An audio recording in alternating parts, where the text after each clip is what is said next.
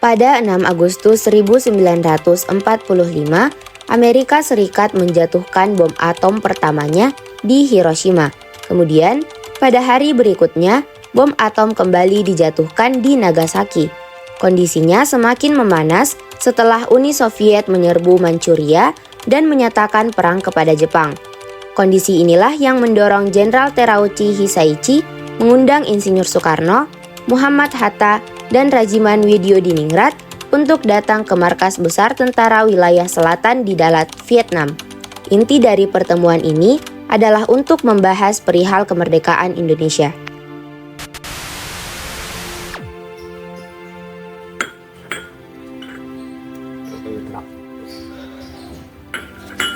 Soekarno, ada sebuah surat dari negara Jepang di Dalat, Vietnam.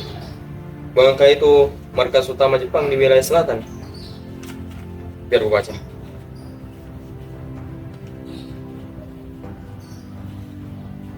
Pertemuan Dalat membahas kemerdekaan. Yang benar, apa mereka melakukan tipuan lagi? Tidak, Bung. Ini saja kali ini benar. Pertahanan Jepang mulai berkurang. Mari kita bertanya kepada Rajiman. Mungkin dia sepertinya dia diundang. Benar. Mari pergi.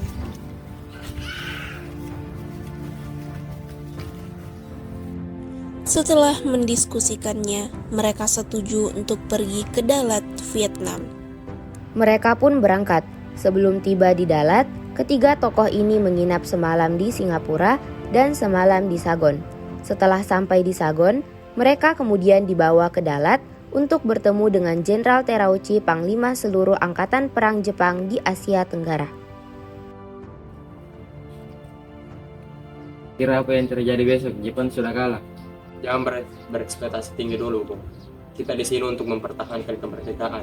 Mengenai kesepakatan yang lain, mari kita tunggu hingga esok. Tetap waspada, kita hanya bisa menunggu saja. Tetap saja toh, kita sudah bisa lihat apa yang terjadi setelah berita bom di Jepang. Kita tunggu saja. Keesokan harinya, tepat pukul 10 pagi di markas besar Panglima Jepang. Soekarno, selamat datang di markas besar kami. Di sini tanpa basa-basi saya akan menjelaskan maksud undang kami. Kami benar-benar menjanjikan kemerdekaan untuk negara kalian pada tanggal 24 Agustus 1945. Kami berjanji bahwa tidak akan ada yang menghalang-halangi kemerdekaan negara Indonesia. Kami 100% akan memberikan kebebasan kepada rakyat Indonesia. Maka dari ini kami merencanakan pembentukan panitia baru yang rencananya akan dibentuk pada tanggal 17 Agustus 1945. Badan undang ini akan mengatur mengenai persiapan kemerdekaan kali ini. Jadi lebihnya kami himbau akan membantu persiapan kemerdekaan kalian sebisa kami. Jadi rencana kita adalah Pemerintah Jepang memutuskan untuk memberikan kemerdekaan kepada bangsa Indonesia. Untuk melaksanakan kemerdekaan dibentuknya PPKI sebagai pengganti BPUPKI. Pelaksanaan kemerdekaan segera dilakukan setelah persiapan selesai dan secara berlangsung angsur. Dari Pulau Jawa kemudian disusun oleh pulau berikutnya. Wilayah Indonesia meliputi seluruh bekas wilayah Hindia Belanda. Tanggal 7 Agustus 1945 diumumkan pembentukan PPKI yang diketuai oleh Soekarno dan diwakili oleh Hatta. Sekian, terima kasih. Janji manis hadiah kemerdekaan telah dikemukakan oleh Jenderal Terauchi kepada tokoh-tokoh penting negara. Janji manis itu diterima dengan baik mengingat negara kita tentu saja haus akan kebebasan. Tak lama, Insinyur Soekarno mengumumkan pidatonya lewat radio yang didengar oleh seluruh masyarakat. Bangsa Indonesia ingin merdeka. Walaupun tuan-tuan menghalangi dengan pedang, bom dan meriam yang berasal dari Amerika, Australia dan Inggris, kita akan merdeka. Kita tentu merdeka. Kita pasti merdeka. Seperti matahari terbit esok. Kemerdekaan adalah seperti hidup dan mati. Tidak ada setengah hidup dan tidak ada setengah mati. Sebab sekalian lagi saya katakan, kami mengandung kemerdekaan. Semboyan kami ialah merdeka atau mati. Kalau tuan-tuan menyerang kami dengan pedang, bom dan meriam, kami akan melawan mati-matian, berkelahi mati-matian. Yakinlah. Tentu saja, tokoh-tokoh penting negara kita paham betul akal-akalan Jepang yang berharap bisa membalikkan keadaan. Setelah itu, Rajiman Wedio Diningrat membagikan hasil dari kesepakatan pertemuan Dalat kepada semua orang. Tukang PPKI sebagai BPUPKI menyusun rancangan Undang-Undang Dasar BPUPKI dibubarkan dan diganti dengan PPKI. Panitia Persiapan Kemerdekaan Indonesia. Kemerdekaan Indonesia yang kedua adalah pemerintah Jepang mengatakan jika Indonesia diberi kemerdekaan pada 24 Agustus 1945. Yang ketiga adalah wilayah kemerdekaan Indonesia. Jepang akan memberi kemerdekaan kepada seluruh wilayah bekas Hindia Belanda, namun tidak termasuk Malaya, serta bekas jajahan Inggris di Kalimantan. Yang keempat adalah pemberian kemerdekaan dilakukan secara berlangsung. Jepang memberikan kemerdekaan berangsur-angsur dimulai dari Pulau Jawa dan disusul pulau-pulau lainnya. Pemberian kemerdekaan ini akan dilakukannya secara langsung setelah semua persiapan selesai. Pada tanggal 14 Agustus 1945, Jepang menyerah tanpa syarat kepada sekutu. Berita tentang kekalahan tersebut sangat dirahasiakan oleh Jepang. Bahkan semua stasiun radio disegel oleh Jepang. Tetapi ternyata siaran tersebut tertangkap di Indonesia dan didengar oleh Sultan Syahrir.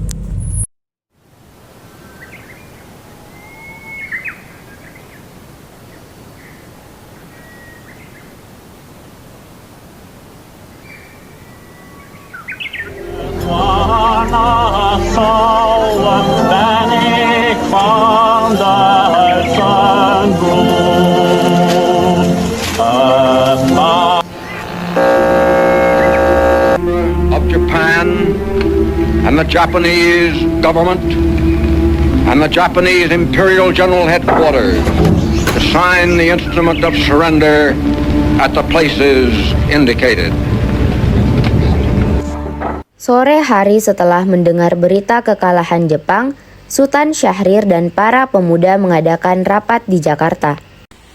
Keberadaan kita di sini yaitu untuk mengajarkan rencana kita menuju ke depan kemerdekaan Indonesia. Tapi Bu, Jepang masih menguasai wilayah Indonesia, tanah putra masih dijajah oleh Jepang.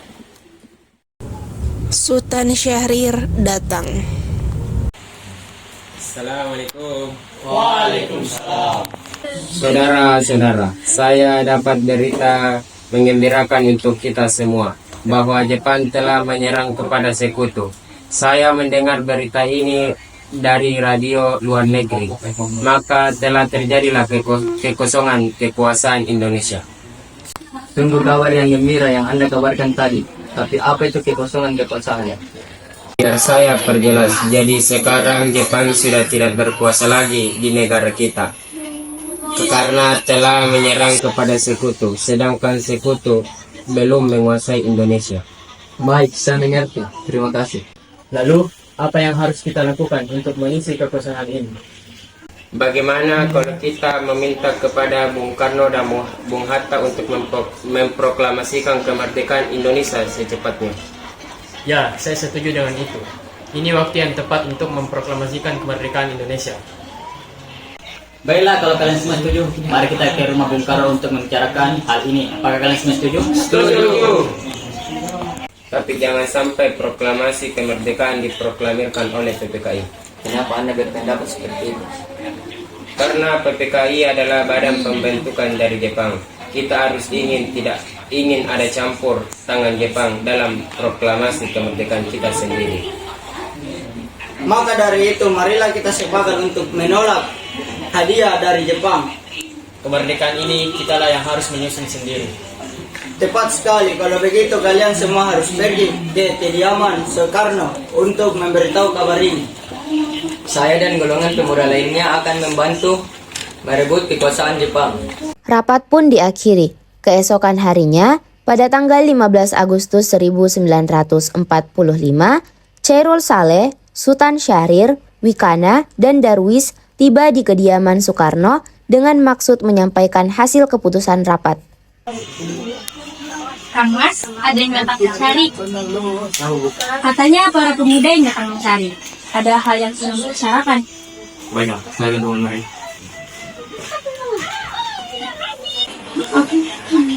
Silakan duduk. Saya dengar dari si saya ada yang ingin dibicarakan.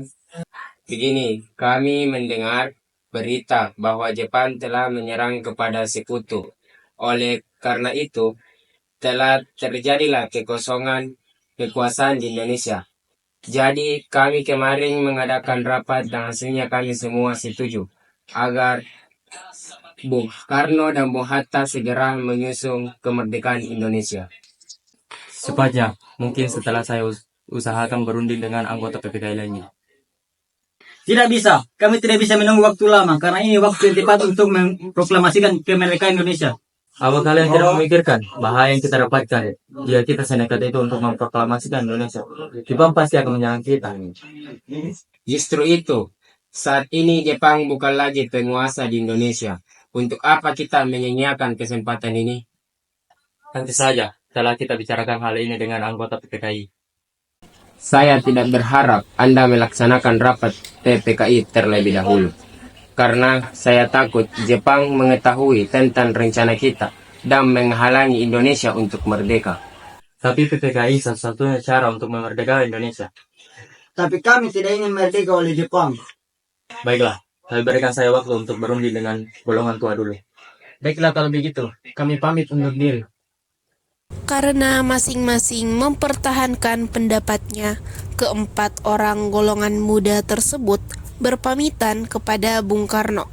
Mereka meninggalkan kediaman Bung Karno dengan wajah kesal.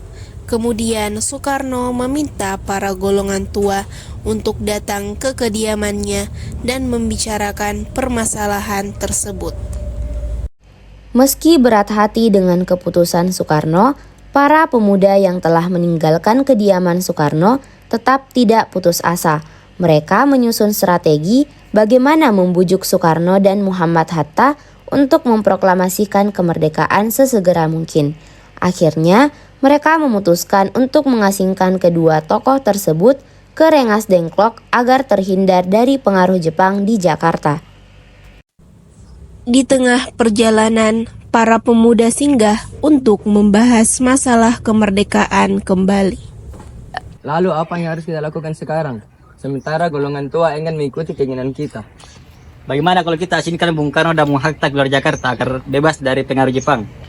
Tapi kemana ya? Bagaimana kalau kita ke Rengas Dengklok? Di sana keamanannya terjamin. Iya, saya setuju. Apakah kalian semua setuju? Setuju! Para pemuda pun menyetujui ide tersebut. Pada malam hari, Insinyur Soekarno dan Muhammad Hatta dibawa oleh sekelompok pemuda menuju Rengas Dengklok. Rombongan ini berangkat dari kediaman Soekarno yang dikawal oleh pasukan peta. Di kediaman Soekarno. Assalamualaikum. Waalaikumsalam.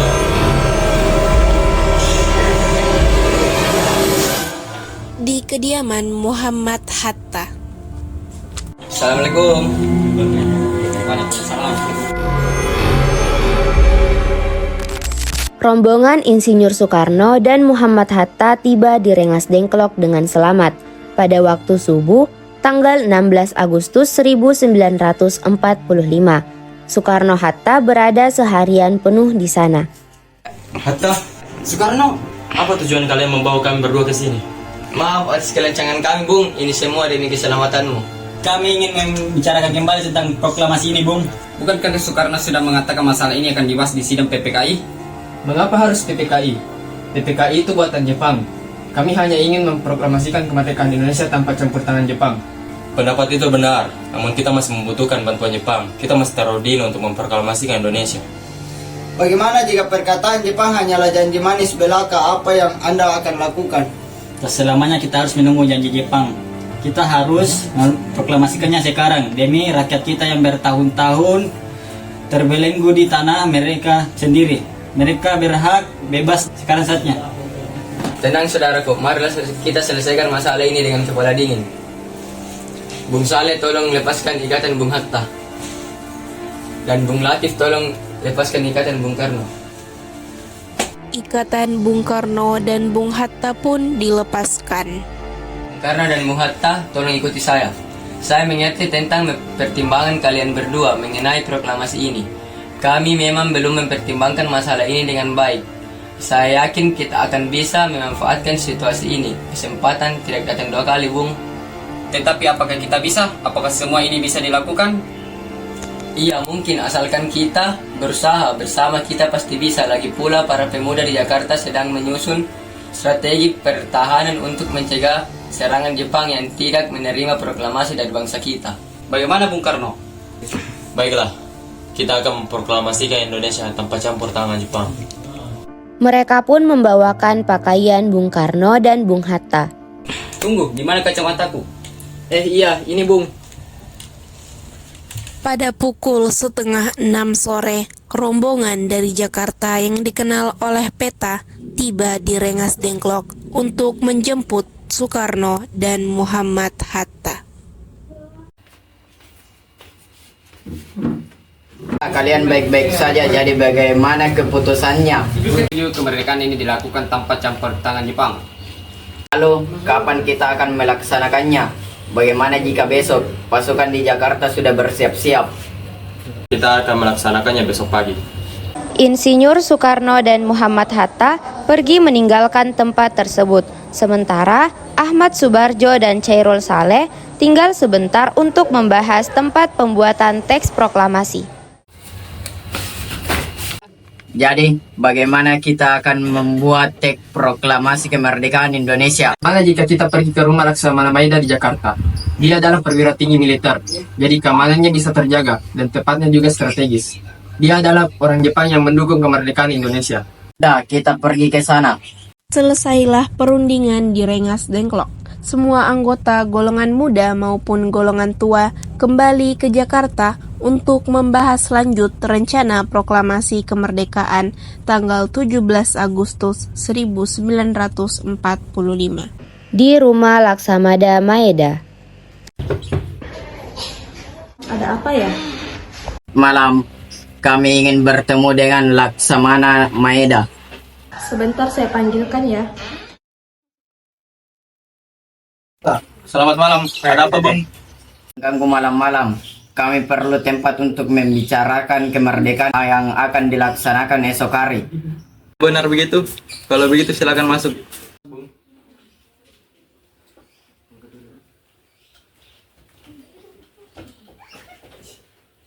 Sebenarnya saya turut bergembira atas kabar itu. Silakan pergunakan apa yang ingin Anda pergunakan. Apakah ada pena dan kertas Laksamana? Oh ada, sebentar akan saya ambilkan.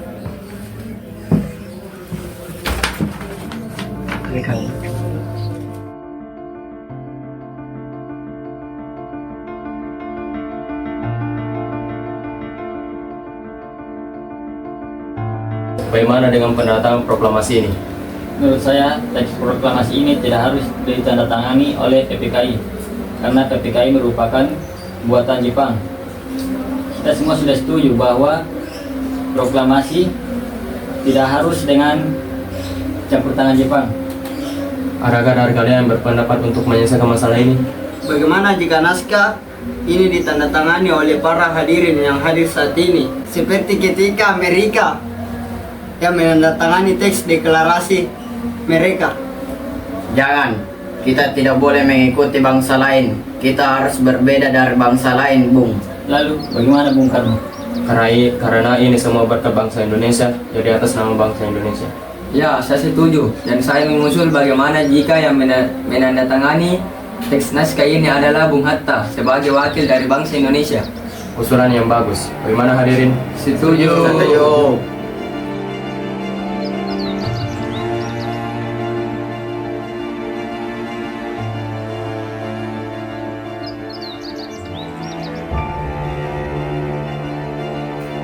Sayuti Melik dibantu oleh BM Diah mengetik naskah proklamasi.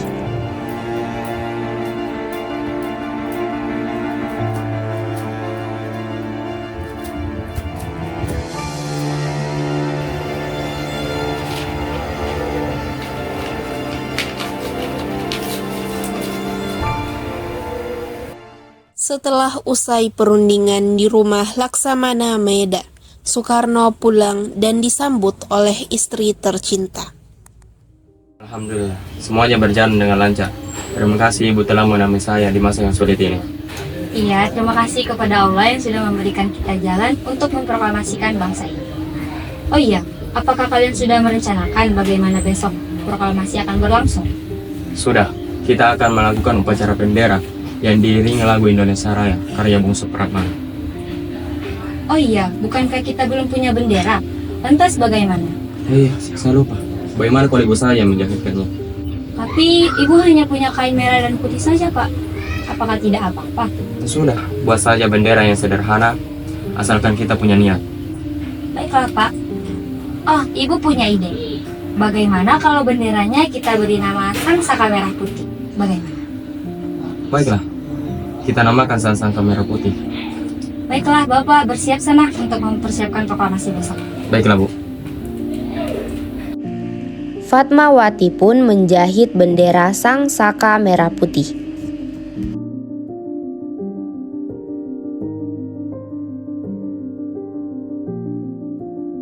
Segenap pejuang kemerdekaan memberikan informasi bahwa momen sakral proklamasi akan berlangsung di lapangan Ikada. Nyatanya, niatan itu dibatalkan. Proklamasi kemerdekaan Indonesia justru berlangsung di halaman rumah Bung Karno. Lapangan Ikada dianggap mampu menampung berbondong-bondong rakyat Indonesia yang ingin menyaksikan proklamasi dari dekat. Penentuan lapangan Ikada bahkan diamini oleh tokoh pers dan pejuang kemerdekaan Burhanuddin Muhammad atau BM Diah dan pemimpin barisan pelopor Sudiro. Kedua sosok itu sempat bertandang dengan masanya masing-masing ke lapangan Ikada. Jauh panggang daripada api, tiada acara pun di sana. Alih-alih ada keramaian, pemandangan yang ada justru serdadu-serdadu Jepang lengkap dengan senjatanya. Serdadu itu seraya mencegah terjadinya peristiwa bersejarah.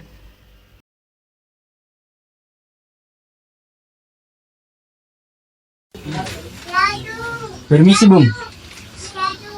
Saya hanya ingin memberitahu bahwa di lapangan Ikada telah dikepung oleh tentara Jepang. Sepertinya berita kemerdekaan Indonesia telah sampai ke telinga bangsa Jepang. Benarkah?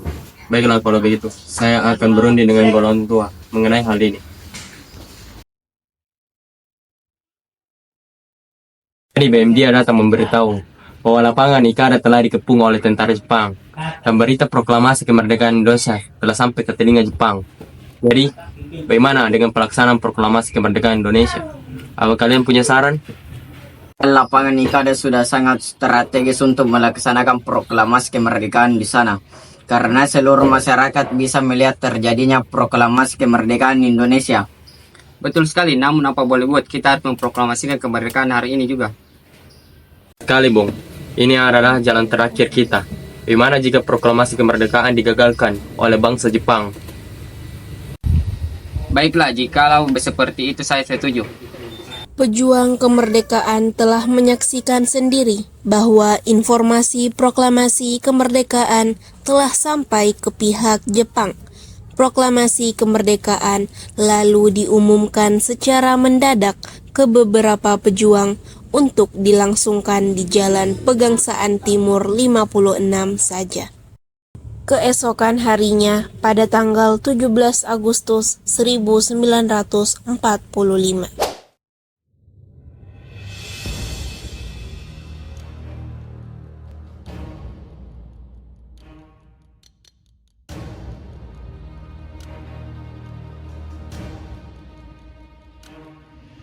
Putri Putri, tolong kibarkan bendera ini sebagai tanda kejayaan bangsa ini. Siap, Bu. Saya akan mengibarkan bendera ini.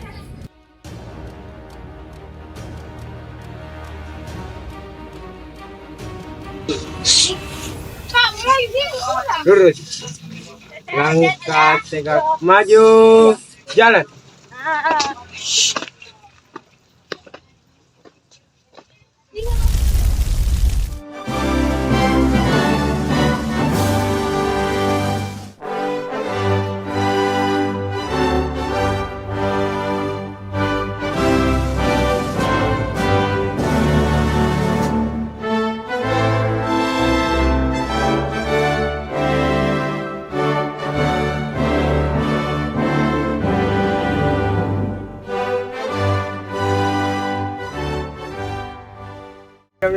Proklamasi.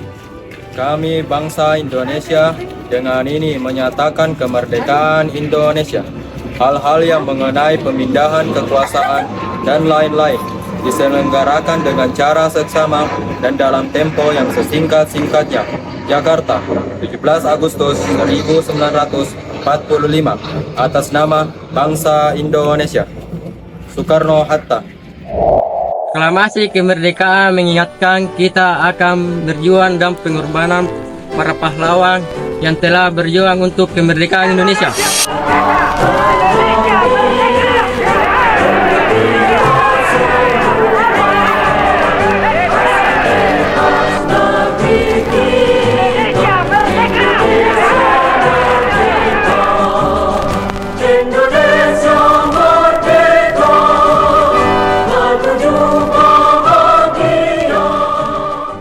Proklamasi.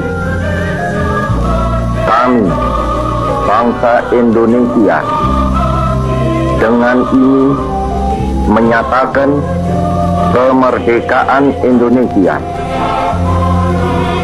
Hal-hal yang mengenai pemindahan kekuasaan dan lain-lain diselenggarakan dengan cara saksama dan dalam tempo yang sesingkat-singkatnya. Jakarta, 17 Agustus 1945. Atas nama bangsa Indonesia, Soekarno-Hatta.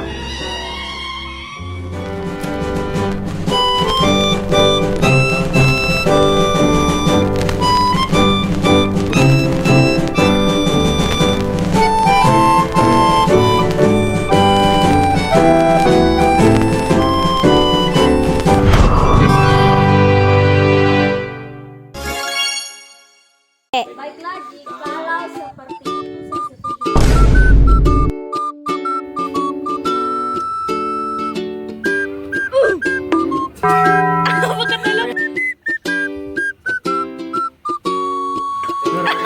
Alhamdulillah, semuanya berjalan dengan lancar. Terima kasih Ibu telah menemani saya di masa yang sulit ini.